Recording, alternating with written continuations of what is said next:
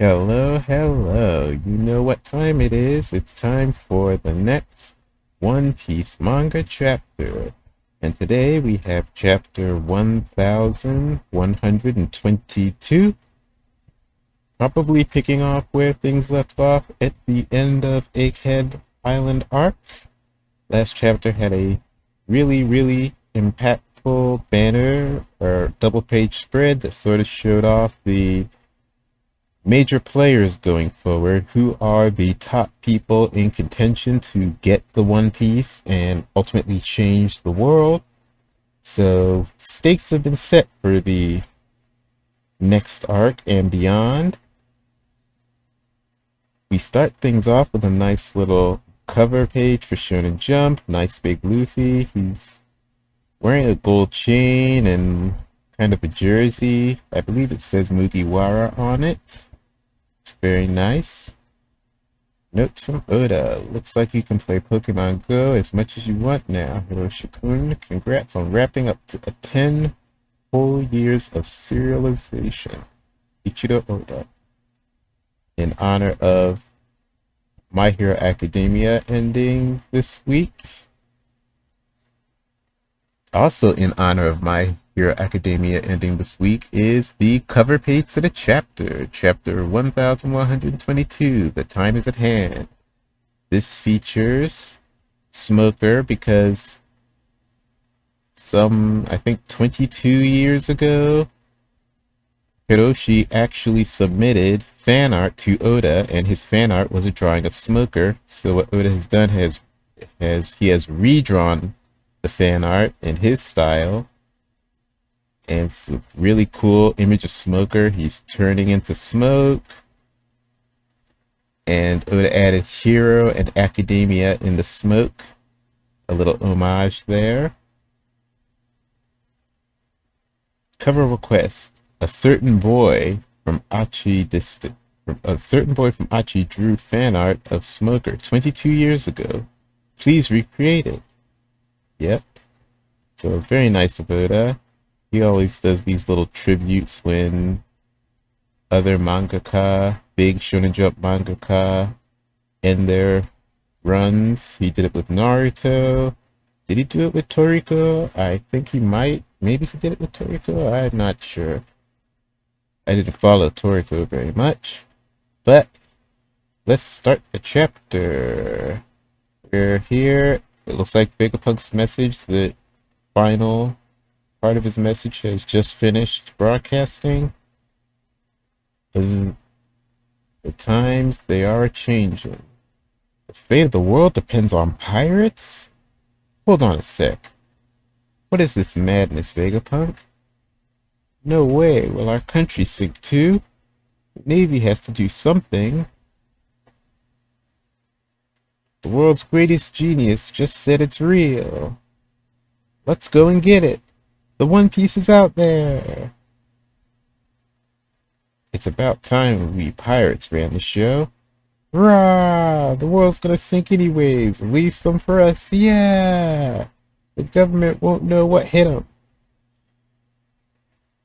So I should describe what's going on. We have various spots all over the world. So we have what looks like an island. Well, a tropical island. Some people reacting. We have some more people on a winter island reacting. Then we have pirates. Is this Hachinosu? Not entirely sure. Also to note, these three pirates on the page are based on drawings that Oda did way back when in early One Piece. Little parody characters he made up of himself and two other mangaka that he worked with when he was just starting out. So that's another little interesting Easter egg in the chapter. Then we have a prison. Is this Impel Down? This looks like it's Impel Down. It's got to be Impel Down because there's no other prison that's this big and intricate. So we have Impel Down, some prisoners that are raising, rabble-rousing about the world sinking, and pirates finally running the show. So we see that all over the world, people are reacting to this final bit of news, and depending on their alliance, they their existing alliances, they are kind of making declarations. The pirates want to go get the One Piece, of course, and they want to take over things. The prisoners are all just happy for anarchy. They're hoping that they will eventually break out and they can run wild in the world. So we have citizens on various islands worried about the world sinking and what that means for their countries, and what it means if the pirates get a hand on the One Piece and what that means for the world and their countries. Okay, next panel. This is still Impel Down. Why are you letting them hear the message? Every snail in the prison is playing it, and we can't stop them. So the Impel Down jailers and guards are trying to stop the broadcast from reaching the prisoners. It shouldn't really matter that much, because prisoners, it's not like they can escape. The worst they can do is riot there. And here we have Navy officers. How could you, Vegapunk? And Kobe in his hospital bed. So this is just after he gets saved in Hachinosu. Luffy said, nice flashing back to when he first met Luffy. King of the pirates? But you'd have to make the whole world kneel to you. Don't tell me you're after the One Piece. Very nice flashback to young Luffy and Kobe when they first met. I have to stop you from achieving your dream. So, Kobe is making the declaration, which makes sense because in the last chapter it revealed that he was a major player in the final saga. So, Kobe is determined to stop Luffy from achieving his dream, even though Kobe wouldn't know what Luffy's dream is. So Kobe is assuming that Luffy would use the One Piece to dominate the world.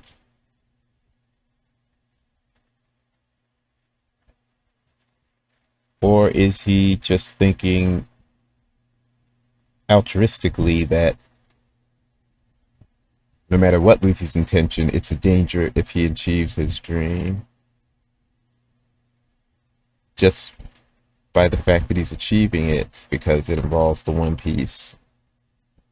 So either way, Kobe has resolved that he's going to stop Luffy, so Kobe's going to step up into that role of being a major opponent to Luffy.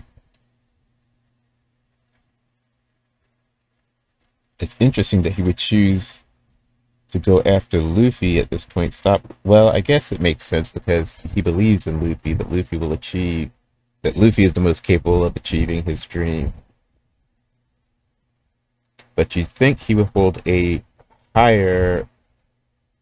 think Blackbeard would be higher on his priority list considering what just happened in Hachinosu and everything with Garp, but I suppose if he really wants to stop the One Piece from being found and used, then going after Luffy is the optimal play. So Kobe's in the running. Next panel, we have Buggy. Why are you dummies calling it my world now? You don't really want that, right?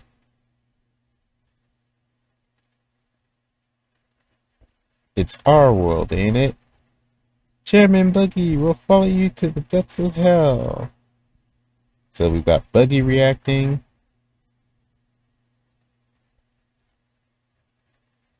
Interesting. Why are you dummies calling it our world? Or my world now? I really want that, right? Alright, Chairman Buggy. It's our world, ain't it? Really, Chairman Buggy will follow you to the depths of hell. So, all the members of Buggy's crew, his extended crew, I'm not seeing his original crew members, Kabaji and such.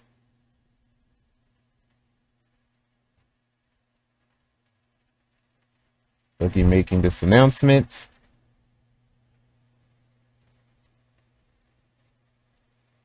It feels like there should be more to that, but I guess this is just after them hearing the end of Vegapunk's message. And they're just sort of reacting, I suppose. The crew were saying that Buggy's going to find the One Piece and the world will be his.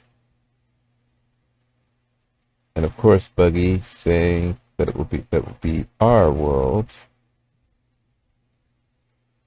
And the next page we have Mihawk and Crocodile sitting behind Buggy, hidden away. Just sit. Right.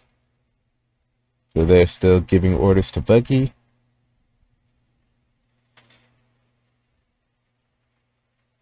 What should we do, Teach? We could just kill him. Caribou? Commodore Teach. I'm sure my information will please you. So we have Katarina Devon calling Blackbeard, telling him about Caribou. Caribou, of course, last we saw him, he was trying to get to Blackbeard, to meet Blackbeard, because he has information to give Blackbeard.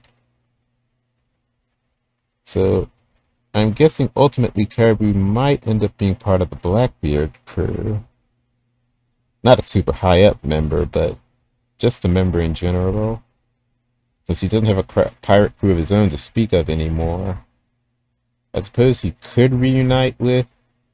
Did they all die on the way to Fishman Island? Not entirely sure what the status of Caribou's brother and the rest of his crew were. I thought they had died, but it's possible they might have survived and I'm forgetting. Either way, he has no crew to speak of, so... And he seems to idolize Teach, so he wants to get in good with Teach. Devon is calling Teach and telling him, reporting to him. Van Alger standing in the background. And Teach responds, bring him to me. I'll put him down if this info is a dud. So this confirms that Blackbeard is not on Egghead.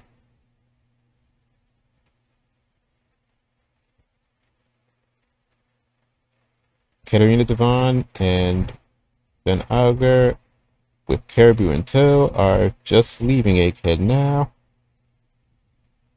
Blackbeard is not on Egghead, and he doesn't seem to be on his way to Egghead, so it seems like Blackbeard is not going to appear on the island at the last minute, as some people speculated. Okay. Is that the truth? Joy Boy. Buzz. He... Buzz. Now we are back to Emet versus Topman. Emet has been hit and he's falling back. Iron Giant! Dory, Brogy, and the rest of the Iron Giant pirates are yelling at Emet as they see him getting attacked. I guess they feel sort of kinship to him because he is a giant, even if he's made of iron. And now we see the transponder snail falling over. And looks like it's shutting down finally. Boom, there's an explosion behind it.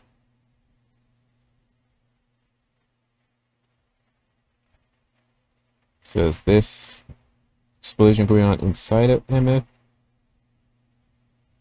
Perhaps. Next panel, we have the Sunny flying through the air. And on the very next panel, Nostro is in pursuit. So Nostro is gotten back up, and he's right back on the Sunny. That horse geezer is back. Do something, Zoro. And Zoro's getting ready. Nostro is grabbing his sword, and Zoro's grabbing his. Chopper and Usopp and Nami are all freaking out. Now we're back to Emet. Close-up shot of Emet's face. I'm sorry, Joy Boy. Freak. The giant robot. Huh? I wanted to apologize to you too. I knew that there was no chance he would still be alive. Hmm? Luffy is hearing what the giant robot is saying. I want to apologize to you too. I knew that there was no chance he would still be alive. Hmm? Did you mistake me for someone else? Says Luffy. You look just like him. It was nostalgic. My feelings from that day came rushing back. I hope Joy Boy forgives me. And while this is going on, we have the Sunny flying towards the giant pirate flagship. Still. Shot of Saturn, so he's not dead yet, but he's still got those holes in him from the last attack. And is he still falling? Perhaps.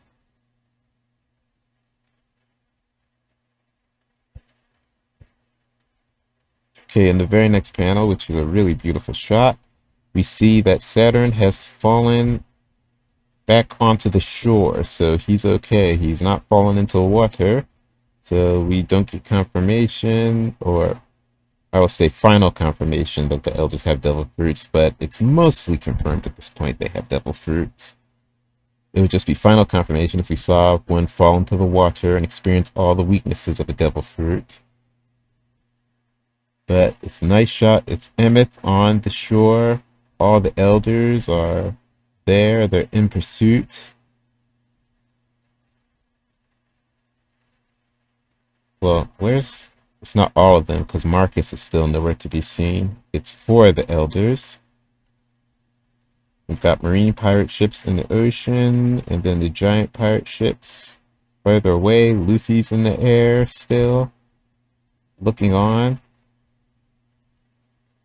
I hope Joy Boy forgives me. I failed to make him king. Whoa, the giant worm. This is bad. We're going to sink. Because it looks like Shepard is diving right towards the ship. Then Luffy responds, King? What is your name? I'm Monkey D. Luffy, the man who's going to be king of the pirates. D, says Emet. And then he pulls something. He pulls on something that looks like a cord that has been tied off. And when he pulls it, the cord straightens out and power starts flowing through it. He.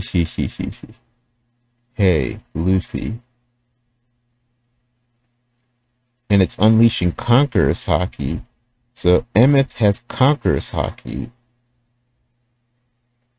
Emet has Conqueror's Haki. Ah.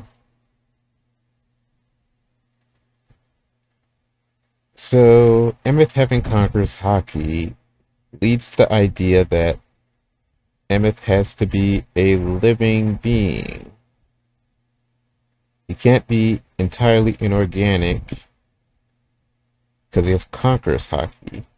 We haven't seen any completely inorganic, inanimate objects with Conqueror's Haki in the story so far. Now that leaves 2 options here. Either A, Emet is entirely inorganic and he has some type of Haki storage, which implies that with technology advanced enough, Haki can be collected and stored. The effect of Conqueror's Haki, but that seems pretty wild. But if technology is advanced enough, it would make sense that they would have a way to store Conqueror's Haki. But that brings in a whole new element to the story of potentially storing Conqueror's Haki. And that lends credence to a really minor theory that's been going around that Enma actually contains Odin's Conqueror's Haki, and that would be a second case of an inanimate object storing Conqueror's Haki. Hmm. We assume that the Black Blade is created by the inanimate object being transformed by experiencing strong and frequent enough conquerors, or not conquerors, armament Haki, that it changes the blade. But the blade doesn't store Haki. It's just transformed by experiencing it over and over again. So, Emet would be the first case of an inanimate object having a storage of Haki, and it would be Conqueror's Haki. That's A. B is that Emet is not actually a robot. He's a cyborg, so some part of him is organic, and so he can use Conqueror's Haki naturally. It also brings up interesting questions about Emet having Conqueror's Haki. This is further confirmation that of a lot of things. A. Emet was Joy Boy's crewmate. He wanted to make Joy Boy king. B. King as a title existed 900 years ago. Emet was the first pirate. He sought out to be king of the pirates. As the first pirate, he set out to be king of the pirates, which would imply that king of the pirates existed before the first pirates existed.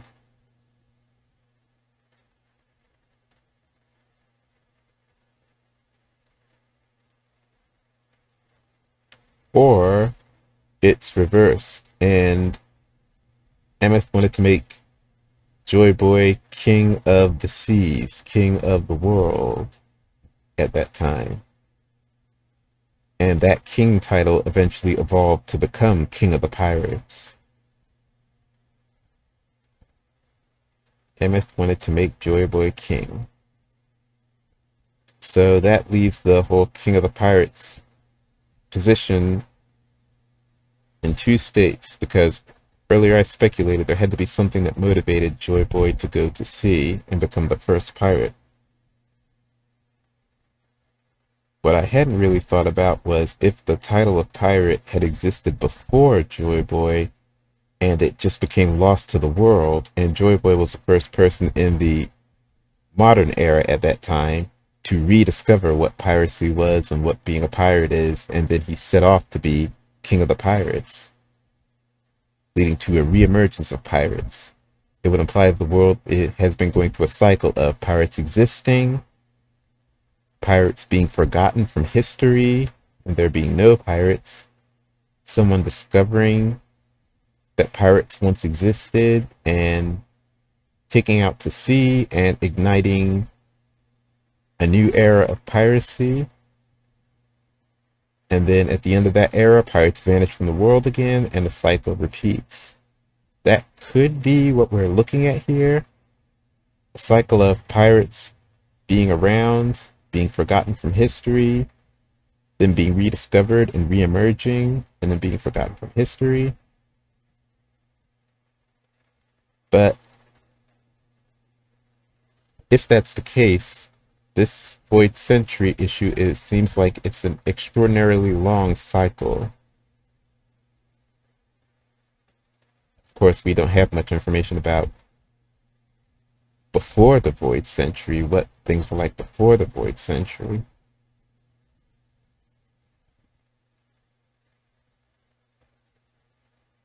But this opens up a whole can of worms on speculation of Joy Boy's past.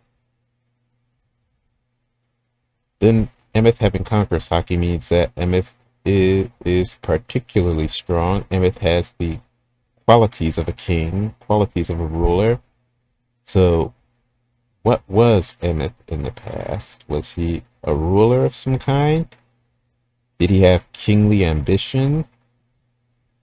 Was he, and what was his position in Joy Boy's crew? Was he the first mate in Joy Boy's crew? Was he really just a strong warrior in Joy Boy's crew?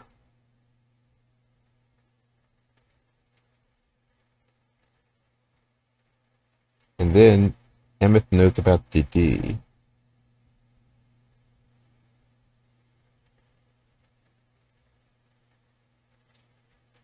So that was something that mattered in the Void Century. People already speculated that Joy Boy was a D himself, and this seems like a light confirmation that Joy Boy was a D, because Emmett knows about the D.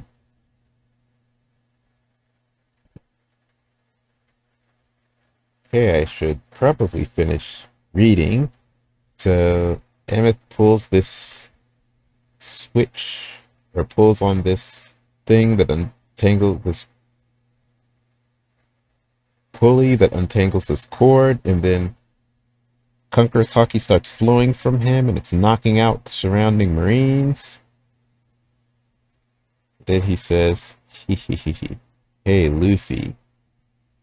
Luffy notices the Conqueror's hockey. Conqueror's hockey?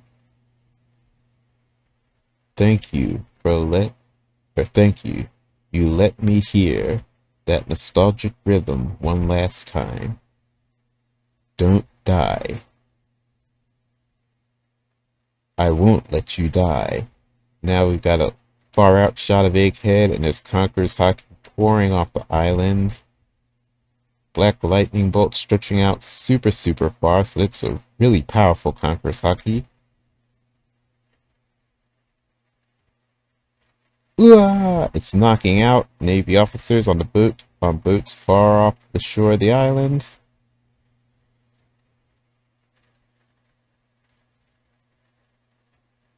Is this hockey? It's so strong. The Admiral Doll is still up, but she's still de-aged by Bonnie's power, so it hasn't worn off yet. Her Vice Admiral Doll up. The hockey is still pouring off from Emmett. The Otter Vice Admiral is asking who's causing it.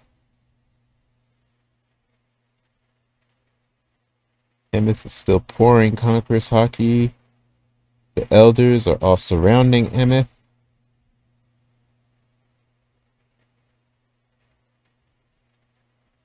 Surrounding Emmett in an attack.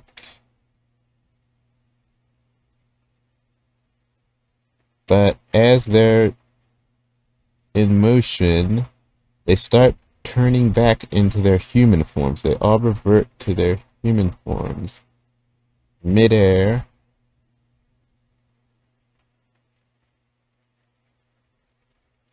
And they... Interesting. So they revert to their human forms, and then in the next panel we see Smoke in Pangea Castle, and they've been teleported back to Pangea Castle. So, did something happen? Were they summoned back to Pangea Castle, or... Because it doesn't seem like they willingly teleported themselves back to Pangea Castle. And from what we've seen so far, the speculation has been that their power is, it's a summoning circle. They can summon others to a location, but they can't really teleport themselves. Is that the case? But Marcus is already there. He's sitting on a bench, so it seems Marcus went back to Pangea Castle, and he has teleported the other elders back to Pangea Castle. At least that's what it looks like so far in the panel. So, the elders were attacking. They reverted back to their human forms mid-attack and vanished and reappeared here in Pangea Castle. Marcus is already there. Huff, huff. And the other elders are all breathing hard. Marcus is looking on, not saying anything. Ooh, ah, great emu. Wait a second, there are two people?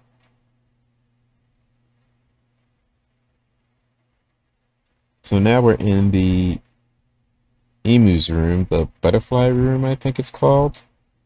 And Emu seems to be on his knees, screaming in pain or shock. And there's another shadowed figure that seems concerned for Emu, looking on. Great Emu! So now there are two shadow figures? Who is the second shadow figure?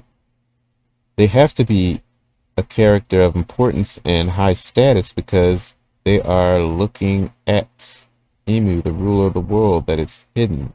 The only people that have seen Emu are the elders and Sabo and Cobra. Cobra's dead. Wapple. Did Wapple see? Yeah, I think Wapple saw Emu, so Wapple. But who is this person? A caretaker for Emu? Are they also an immortal? Or super long-lived like Emu? This can't be a regular person because A, why would a regular person be watching over Emu? And B, a regular human watching over Emu would be a huge risk because that person could potentially leak to the world Emu's existence and any information they have learned about Emu. So this second person being here is it's a big deal in my mind. Could there be more people aside from just Emu and this new person? Could it be a collection of people? Could it be a family or a group of some kind? Or is it just these two? And is this person the same as Emu, or is this person have a completely different origin from Emu and just somehow ended up being here looking after Emu?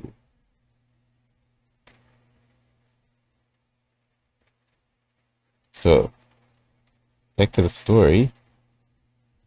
Emu is screaming, "Rah! Ah!" And the person is over here. The second person is concerned. Great Emu! Huff, huff. Joy boy. So, what I'm going to say is this is Emu sensing the conquerors. This could be two things. A, Emu is sensing Luffy in Gear 5th, and he's feeling Joy Boy's haki from there. Or B, he's feeling Emet's massive Conqueror's haki explosion, and he is feeling Joy Boy from that. So would I say this is a confirmation of observation haki from Emu? I think that would be within reason. That doesn't seem like too much of a stretch. That the ruler of the world would have all three forms of haki and probably really, really strong versions of this haki. So I'd say this is observation haki, an observation haki feat. Emu is feeling Joy Boy's haki, Joy Boy's presence. But the question is, where is he feeling it from? Is he feeling it from Luffy, or is he feeling it from Emet's explosion? If he's feeling it from Emet's explosion, that would imply that the haki Emet is releasing is actually Joy Boy's haki. And it would confirm that haki can be stored, and it can be stored in inanimate objects and released, at least by ancient kingdom technology. Probably nothing Vegapunk currently has.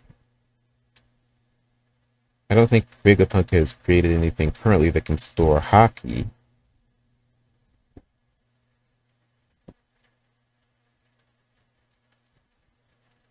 But he has been able to store, well, that's kind of a cheat because Kuma used his powers to remove his memories, and then Vegapunk just created a containment vessel for those memories. So it was actually Devil Fruit powers that stored Kuma's memories, or extracted Kuma's memories in a form where they could be stored. So yeah, I would say that Vegapunk's technology hasn't currently shown anything advanced enough to be able to store hockey, but it's now a part of the world, potentially, if that's the case here. Either way, Joy Boy is feeling his hockey, and since he's feeling hockey, I guess he's not in pain, he's just in supreme shock from feeling Joy Boy's hockey after all this time. This also confirms that Emu has felt Joy Boy's hockey before in the past because he recognizes it. So Emu was around during the time of Joy Boy, as if there was any question to that. That confirms it, that he was there. He felt Joy Boy's hockey, which means that he must have been an opponent to Joy Boy at some point to have felt his hockey. I guess it's also an outside possibility that he was just a witness to Joy Boy's hockey and felt it that way, but a more likely scenario is that he was an opponent to Joy Boy and felt his hockey when Joy Boy was fighting, or otherwise in need to exert it like that. So he's shocked, he's breathing, in disbelief, Joy Boy. Back to the Sunny, flying through the air, and finally lands in the water. Ah! Luffy, he sees them. So glad you guys made it. Luffy, what happened to those monsters? No idea, they disappeared. What in the world? A robot with hockey? And how did that make them vanish? Story and Brogy say they're very shocked. We did it! We landed safely! Usopp and Chopper are hugging on Jinbei, relieved that they landed safely. Are you okay, Nami-san? Sanji. I'm fine, but Atlas and Edison... Huff, huff.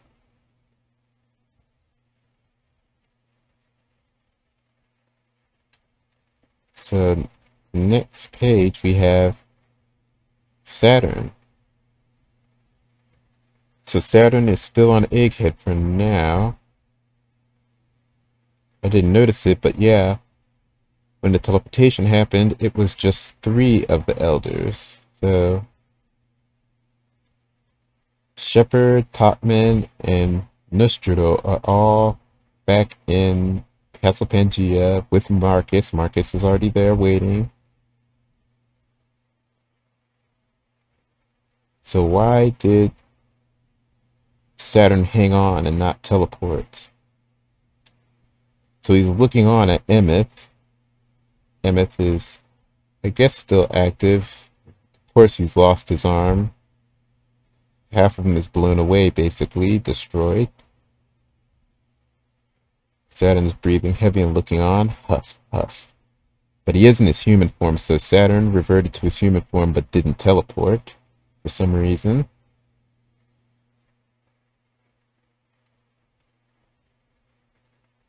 Listen up, Emet. The time is at hand. The time? So, Emet, let me go back to the previous panel. Saturn's there, he's facing Emet, and I guess Emet is facing him too. So they're staring down each other, maybe. And then we get a close-up shot of Saturn's face. He's saying nothing. Then the next panel, Emmett starts to remember the past.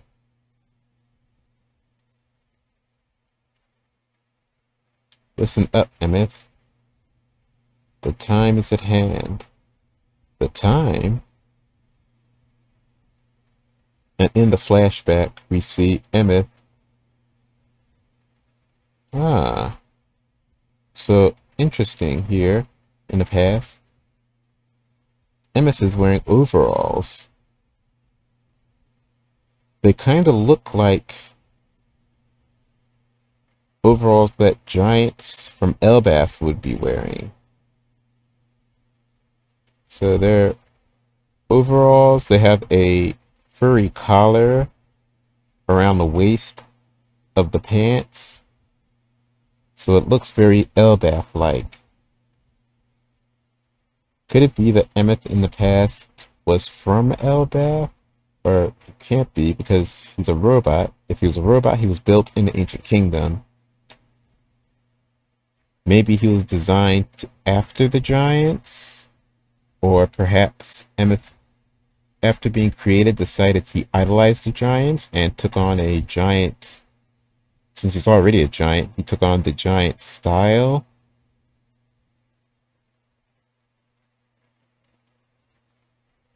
I think it might be a little bit of both in that case because Emmett's base design is has a very giant-like aesthetic to it. He has the horns on his head, even though those horns, the shape of the horns is not the typical like ram's horns that are on the giant's helmets. They're Viking-style helmets. The horn shape is more like the shape of oars, the oars family. So maybe Emmet was built in the image of oars. That is a possibility.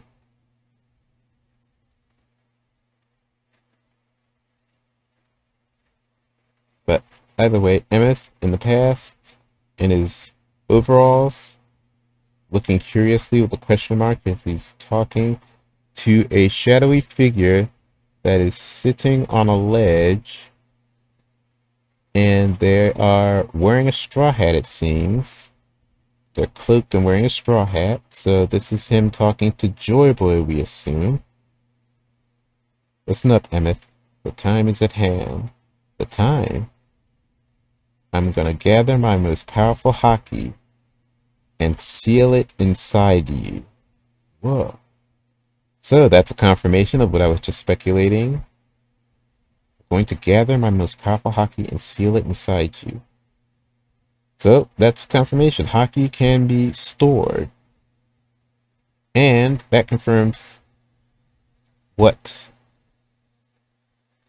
Ian was reacting to. He felt Joy Boy's hockey. So he was reacting to the massive burst of Joy Boy's hockey. Not to Luffy himself.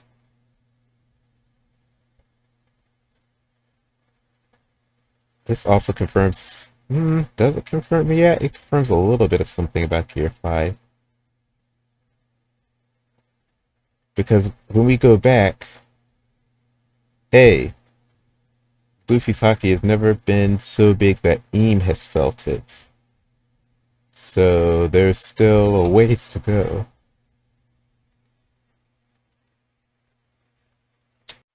Luffy's hockey has never been big enough to be felt by Emu like that.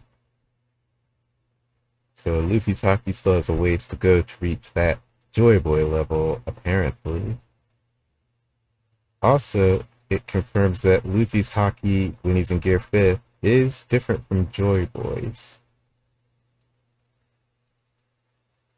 Because Emu would have had that reaction if he felt Luffy's hockey, and Luffy's hockey was identical to Joy Boy's, then Emu would have had that reaction of screaming and falling down in shock because he's feeling Joy Boy's hockey again after all this time.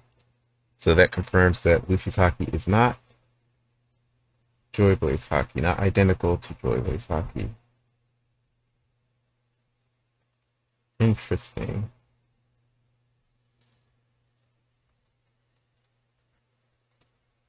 Also, why is Joy Boy small?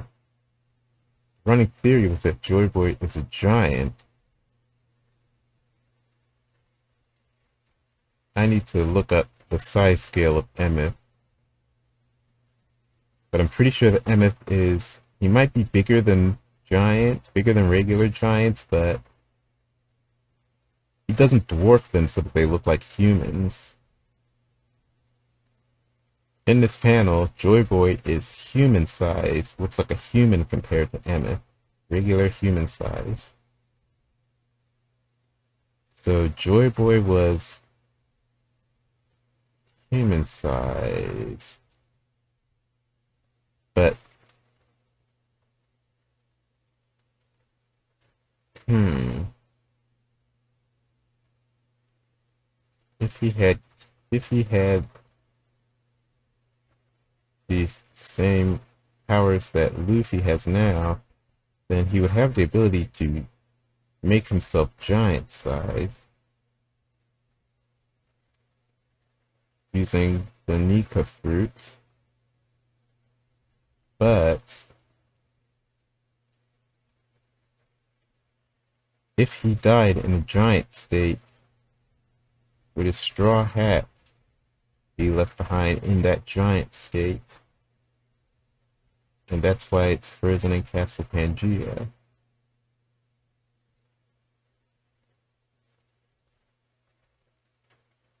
Or the giant straw hat was made. Hmm.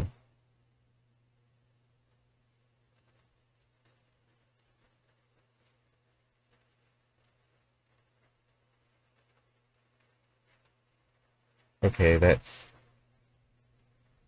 a lot of speculation. But anyway, we have Joy Boy in human form, or at human size, human scale, human proportions. So Joy Boy was not a giant.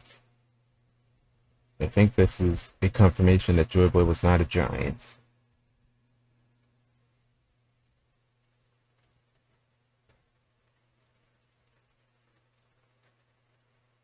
Also confirms, even though it didn't really need confirming, that Joy Boy wore the straw hat.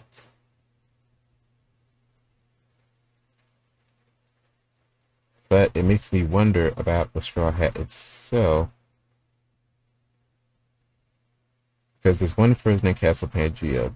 The running theory since we first saw it was that that was Joy Boy's straw hat. And that since it's massive, Joy Boy must have been a giant. But now we're seeing that Joy Boy was human sized. So Andy had the straw hat. So that brings up a series of questions. The first question is the cat hat in Castle Pangea Joy Boy's hat? A. B. If it is Joy Boy's hat, how did it get to that size?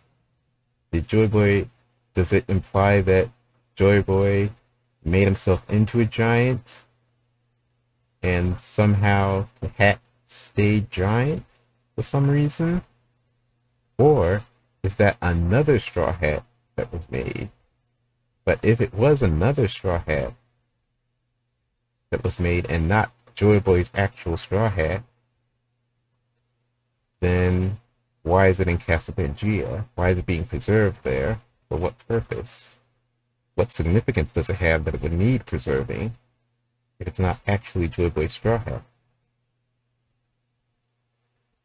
Because if Joy Boy was human sized and a straw hat was human sized, then it stands to reason that perhaps Joy Boy's straw hat is the straw hat Luffy is wearing right now. That it has been passed down over time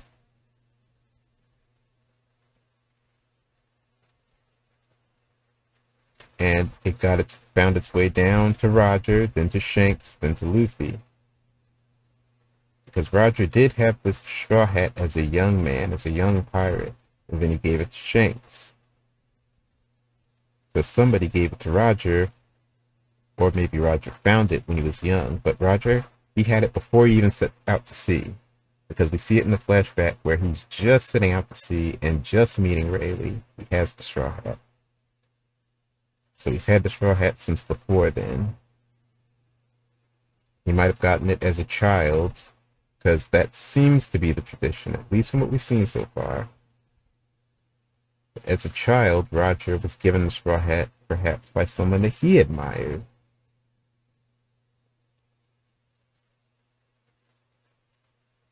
And that tradition has been going on all the way back to the time of Joy Boy. And it would stand to reason that it's actually Joy Boy's hat that has been passed down all the time among these significant figures in history.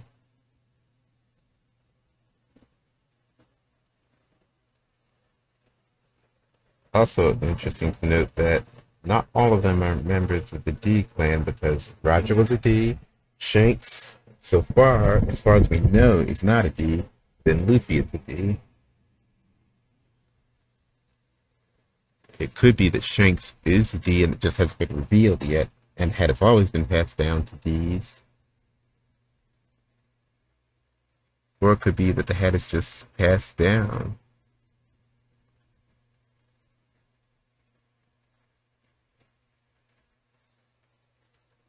But there's still a little bit more to read in the chapter. Okay, so listen up, Emet. Time is at hand. Time. I'm gonna gather my most powerful hockey and seal it inside you. Whoa. You're bound to live much longer than me. And I'm not gonna always be around to help. Oh, that sounds terrible. At some point, you're going to be in mortal danger, or someone you want to save will be. When that happens, untie the knot. So when that time is at hand, you'll still be there to help? That's right. Whenever it happens, I'll be saving you from here in the past, just like always. And we have the silhouette of Joy Boy standing with his arms in the air as he's saying this. Very Luffy-like energy. And Joy Boy looking on happily. Or not Joy Boy, Emet looking on happily with a smiling face and music note above his head. That makes me happy, thanks. Now it doesn't matter if you're dead. It will be like you're still with me. I hope I don't get lonely. Oh wait, finish. Now that doesn't matter if you're dead, it'll be like you're still with me. Hey, that's not gonna happen for ages, says Joy Boy. Ages and ages. So, Emma, hope I don't get lonely. And then we get a shot of Emet in the present, dreaming of memories. And that's the end of the chapter. So we have some pretty big revelations here to the greater story.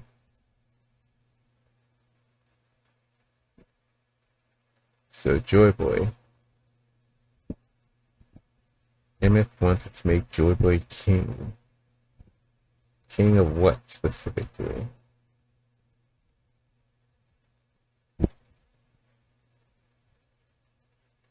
King of the pirates? Implying that pirates existed before the Void Century. And Joy Boy was the first new pirate, since Joy Boy rediscovered what pirates were. Or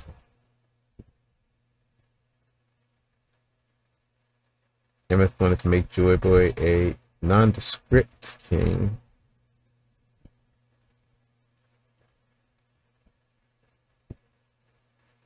Ruler of the seas. And then that king title evolved to become King of the Pirates.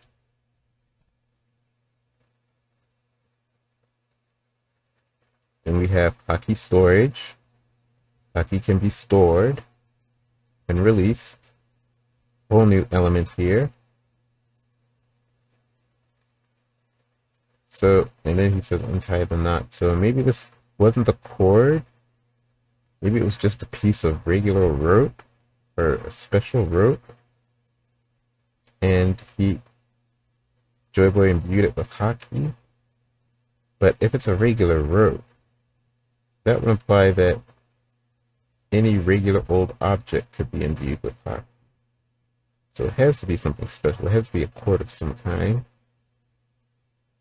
Or maybe it is just a regular rope.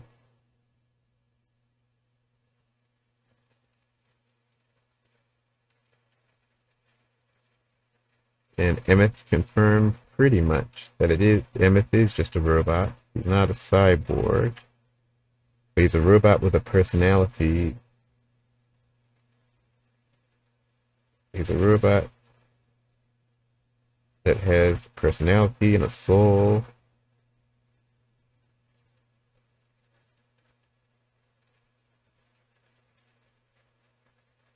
From the ancient kingdom. Joy Boy is from the ancient kingdom.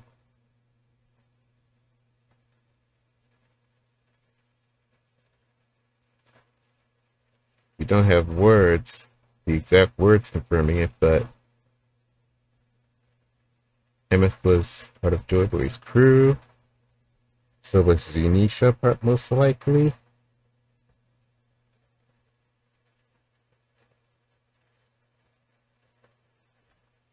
And the way is cleared at this point for the Straw Hats to leave Egghead Island safely. The elders are gone. It brings up a question. Is there a time limit to their power? It doesn't seem like it's a time limit. It seems like they were summoned.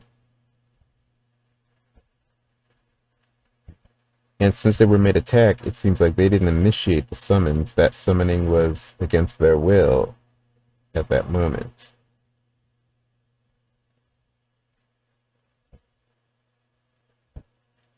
And then that brings the question, was it Marcus that summoned them back? Since Marcus was already there, why did he summon them back?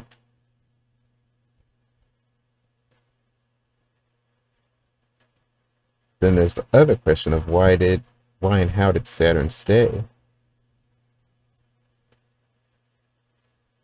Saturn just resist can Saturn refuse to be teleported back and stay behind? And others just didn't refuse the teleportation.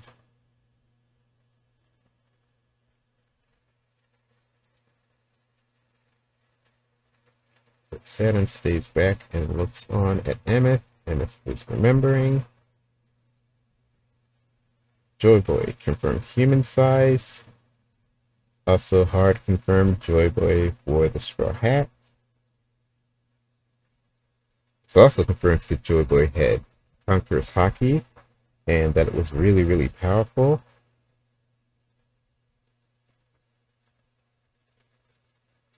That Conqueror's Hockey can be stored in an inanimate object.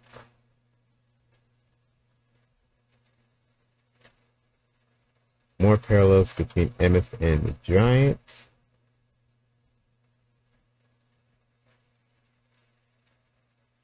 Joy Boy. And then a question of Joy Boy.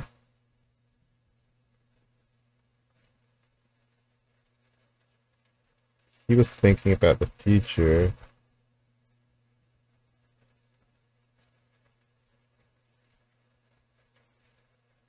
But he wasn't like Roger.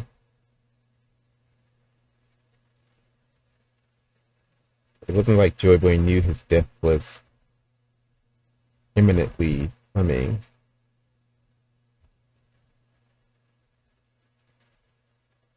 But he gave that to Emet to protect him.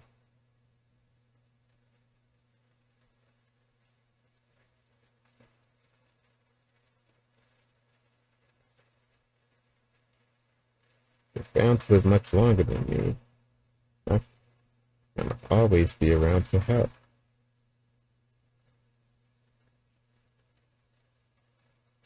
So Joy Boy looked out for Emet.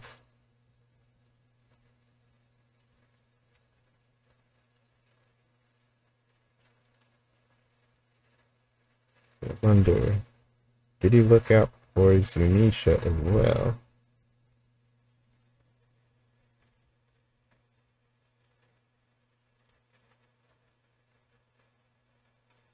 I always have. Saved you from here in the past, like I always have.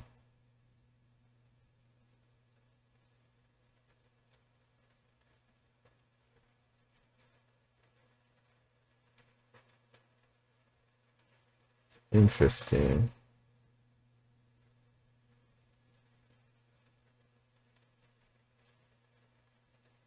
So I'm thinking in the next chapter, since the way this chapter was set up, we got some reactions from major endgame players. We got Kobe, we got Buggy, and we got Blackbeard. Kobe, Buggy, Blackbeard. So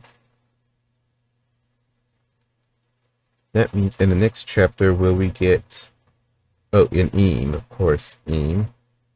But Eam is a given at this point. We got... So next chapter, we should have...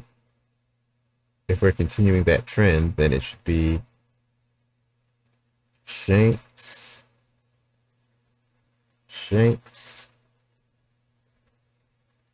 Garling, Smoker, not Smoker, Aokiji, Akainu,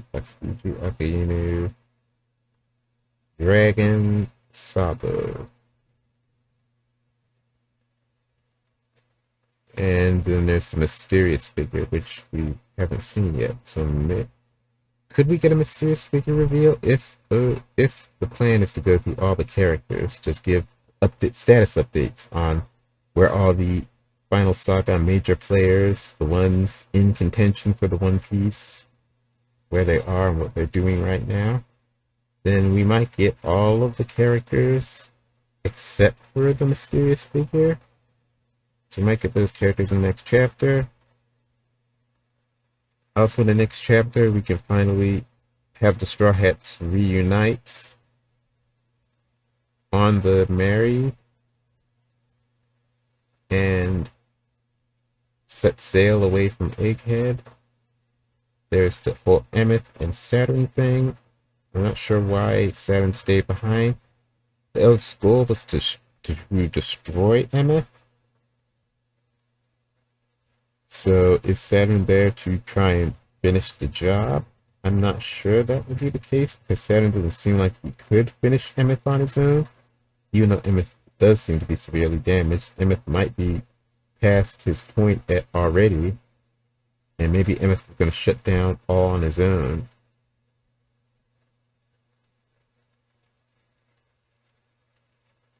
But there's that question. Saturn staying on the island means something at this point. Something's going to happen. Thanks to MS Hockey Burst, the Marines have pretty much been disabled. So the Straw Hats should have a much easier time escaping from the islands.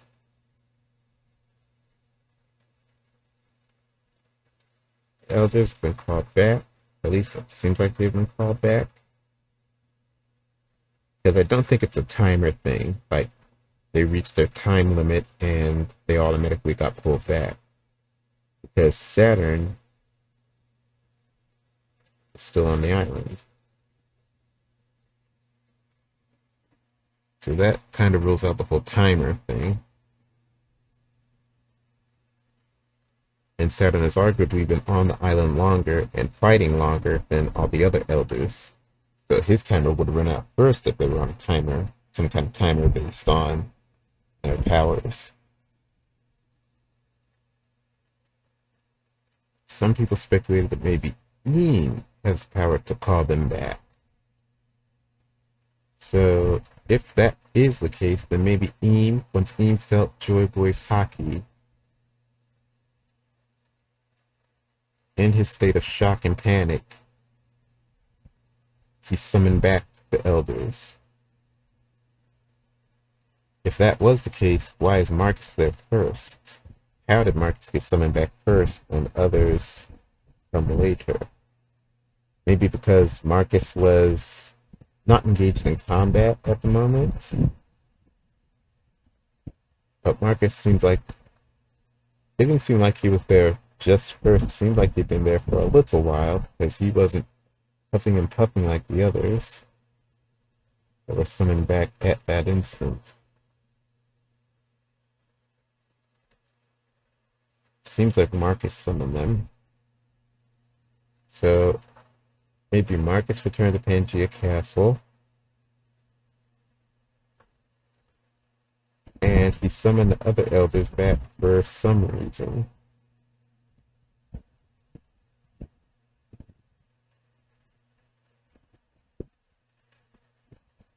Maybe because he knew that there was point, no further point in staying on Egghead. And if that's the case, that means did York already get off Egghead Island? Do they have York? And the elders have what they wanted? It doesn't seem like that would be the case because they wanted to preserve the lab, the Mother Frame lab, and Vegapunk, York. Those were the two things they were trying to keep. But I suppose if they have York, the lab is a nice to have, but not 100% necessary. Because York, with York's knowledge, York could just build a new lab. So that might have been the decision that Marcus made. That as long as we get York off the island, then we pretty much accomplished what we need to here. And anything else is a bonus. Hmm.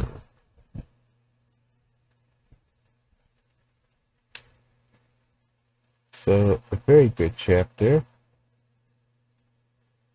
That's a lot of stuff. Glad we're not going into a break. Hopefully in the next chapter we do get a continuation and we see the status of all the rest of the top contenders for the One Piece. And then we'll get the Straw Hats reunited and getting their bearings as they head for Elbaf. So at this point, I think we are looking at maybe 3 chapters. And the Egghead arc will be officially over, depending on what they want to do with the Saturn stuff. I figure with Saturn staying on the island, there are some minor loose ends that will have to be wrapped up before the arc officially closes. But we are at that point where all that it could possibly be left are minor things, minor threads to resolve before the arc formally ends.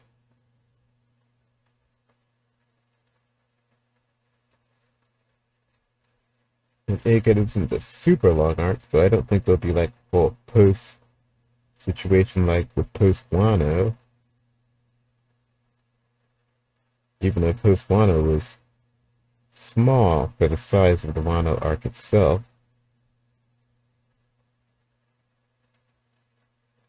So Egghead is wrapping up. Got a whole new thing about Haki. Conqueror's Haki being stored. Then it makes me wonder, is this unique to Conqueror's Haki?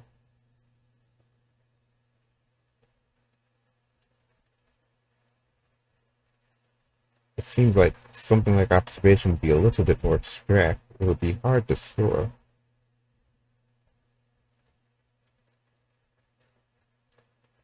Conquerors probably would be the easiest to store. Now, armament would probably be the easiest to store if the black blades are actually stored armament Haki. That some bit of armament Haki is stored into the blade itself, and that's what turns it black. But in the case of the blades, it seems like it's a permanent storage. Which is why I think it's more of an imbued situation. Repeated exposure to armament hockey imbues the blade and transforms it into a black blade. So the blade is not actually like a hockey bomb that could be the hockey inside it could be released. It's more that the state of the blade itself has been metamorphosized by the repeated exposure to hockey. At least that's what I'm thinking so far.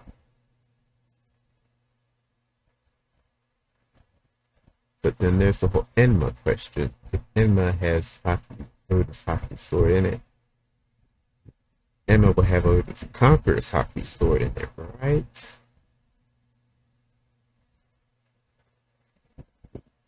Hmm.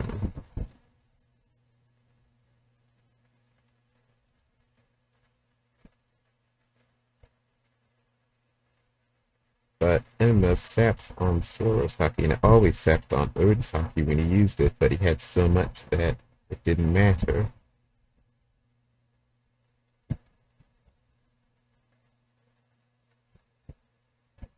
So that lends credibility to the theory that Enma has Odin's hockey in it. And that's the power boost Zoro is getting from Enma.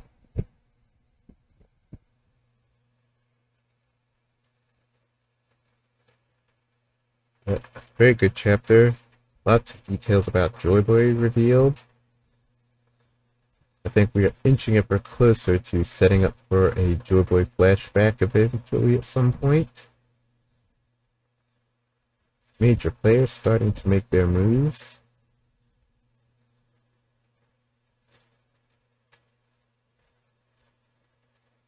Egghead Island closing up, opening the path to Elbaf. Elbaf is going to be massive, I think, because such a build-up, so much depending on Elbaf. I think we're going to learn a whole lot in Elbaf, so that's going to be good. And with that, I will wrap up the chapter review here. Thanks so much for watching. Please like and comment and subscribe, and I will catch you all in the next chapter. Till then, see ya.